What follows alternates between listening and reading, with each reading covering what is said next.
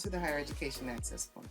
I'm your host, Tiffanie Devan, and thank you all for joining me for our December episode where I want to talk about de stressing in December, also rejuvenating and getting those last minute things in that you need to get done before the year wraps up.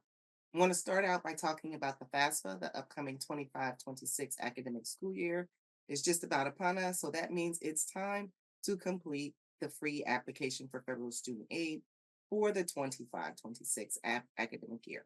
Now, last year at this time, we were anticipating the new FAFSA coming out because it had been totally revamped. A lot of folks were nervous and it didn't have the best rollout. Well, right now, the FAFSA is open and it's a much smoother rollout than last year. So, kudos to the Department of Ed for getting us back on track. For those of you who still need to complete it, hopefully, as you're winding down from your finals or your Christmas break is about to begin and embark, take some time to knock out that FAFSA application if, in fact, you need to get it done. One of the first things you have to do is complete what we call a studentaid.gov account. And that acts as your username and password, which will allow you to actually start the FAFSA application, also sign off on it. Now, every student must have a studentaid.gov account, and then every parent who's required to provide their information, also a contributor is what we would call that parent, they're also going to be required to complete a studentaid.gov account as well.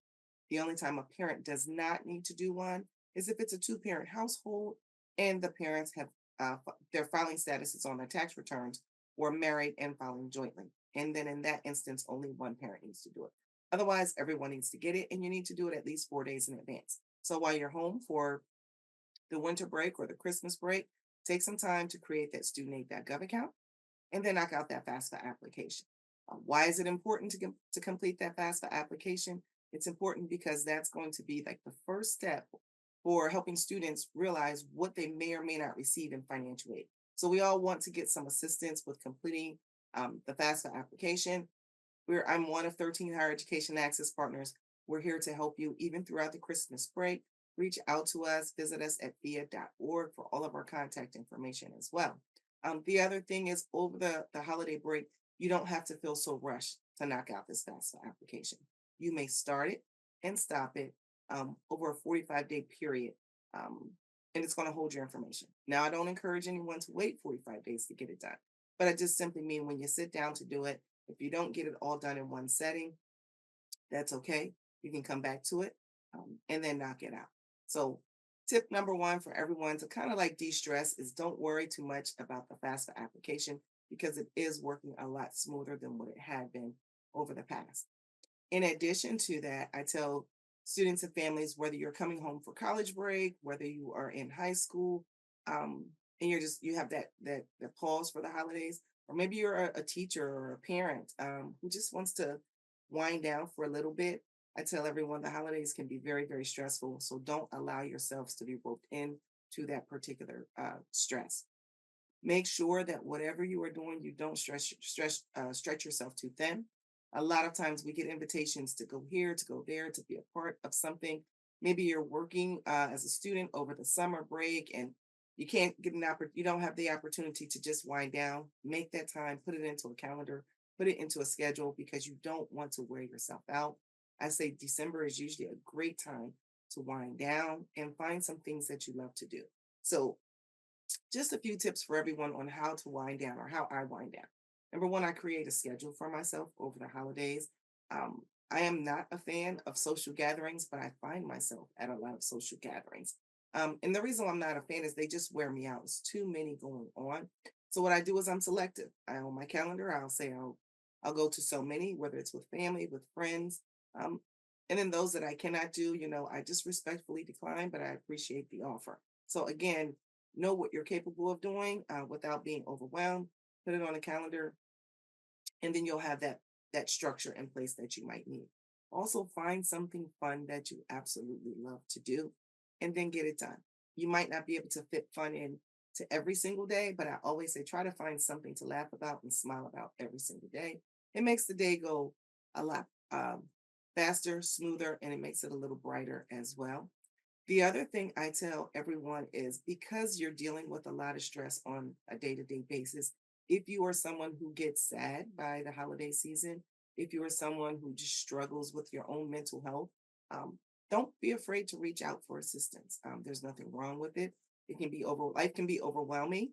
One of the sayings I always say is sometimes life is just lifing, so it's just bringing us so many things. There are resources, there are tools to assist everyone to getting through it. There's nothing to be ashamed of. And in fact, many people who do seek the assistance, many of them feel better over the holidays or they get the tools and resources that they need in order to help them make it through the season. So if you're someone who is suffering through the holidays or you know someone who is suffering through the holidays, reach out to them. Send them a card. Just let them know you're thinking of them. Sometimes just that little gesture can make all the difference in the world. Also, for that student who's trying to figure out what their next step should be, whether you're in high school and trying to figure out what do you want to do for your post-secondary um, journey, I always say Christmas break is a great time, especially if you're a senior in high school right now, because maybe you're still trying to figure out, do you want to go to a post-secondary school, and if so, what type? So start going to different websites. Educationplanner.org is one of my favorites that I always encourage students to go to. It gives students an opportunity to research different careers. It also gives you an opportunity to research different schools. And it tells you what skill sets are even needed to go into a particular career. For example, maybe I say I want to be a teacher. So it's going to let me know the minimum education level that is needed in order to go into this particular field. And it's going to tell me the types of schools that I would need to go to, whether it's a 2-year school or a 4-year school or beyond. And then it gives me some price points and even tells me what the estimated starting salary would look like. So I think for that student who's still trying to figure it out, think about the careers, think about what it's going to take in order for you to get into the career, and then focus on those particular schools that are out there.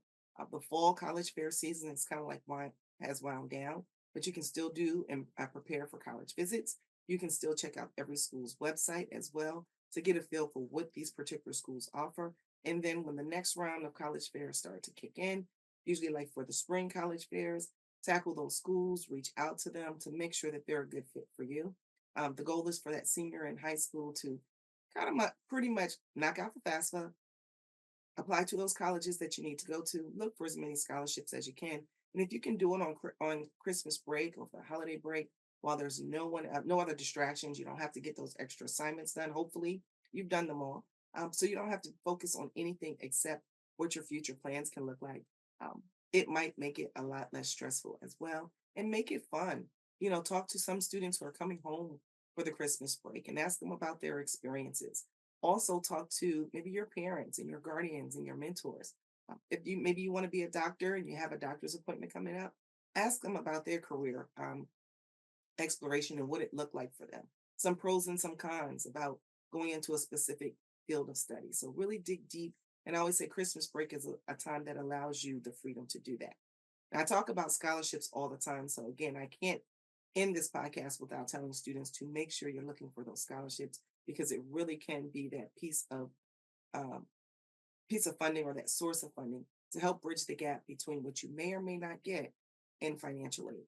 So every school has a cost of attendance. You apply for the financial aid, but sometimes there's a gap left over. What better way to spend your holiday break than to look for some funding that can help bridge that gap and minimize your need to borrow student loans or even possibly choose a school that's different than your top choice. And the choice may have really come down to just a few dollars that you may have grabbed through some scholarship searches. So do that as well without it feeling too stressful. Again, create the schedule that is out there. I always say the Christmas break is a time where we want to rejuvenate ourselves. We want to get a second wind because the second half of the academic school year is kicking in. For my college students who are currently in college, start thinking about maybe an internship over the summer or over the next semesters. And what steps can you do now to kind of get you going? Maybe it's a summer job that you're interested in. Start preparing your resume right now. And again, I say do this now because over the Christmas break, if you can do it, there's that time of pause. When you go back into the academic school year for the spring semester, you're back in the hustle and bustle of everything going. So try to do what you can do now. But again, don't get overwhelmed. For those of you who are worried about your eating habits, I just say, health is first. So worry about, your health. Do everything in moderation, but have some fun. Eat the sweets if you want to. I always say life is short, so have a little bit of fun. Eat what you want to eat. Um, because you have to replenish yourself, right? And I'm a foodie, so I always say, I'm going to eat a little of what I want, but most of what I need. So again, think about things like that, but don't stress it. Don't stress that extra pound. Maybe take an extra walk if you have to. So these are just some quick tips I wanted to get on just to talk about how to de-stress, how to rejuvenate, and things that a student can do, or even a person can do in general to prepare themselves for the holiday break and then to get started into the new year. For those of you who've been watching the Higher Education Access Corner, I thank you greatly. I hope hopefully you all are going to have a great holiday season. Make sure you tune in for our very last episode of the year, which is going to come up in 2 more weeks. But in the meantime, thank you all for joining me and tuning in, and I'll see you soon at the next podcast.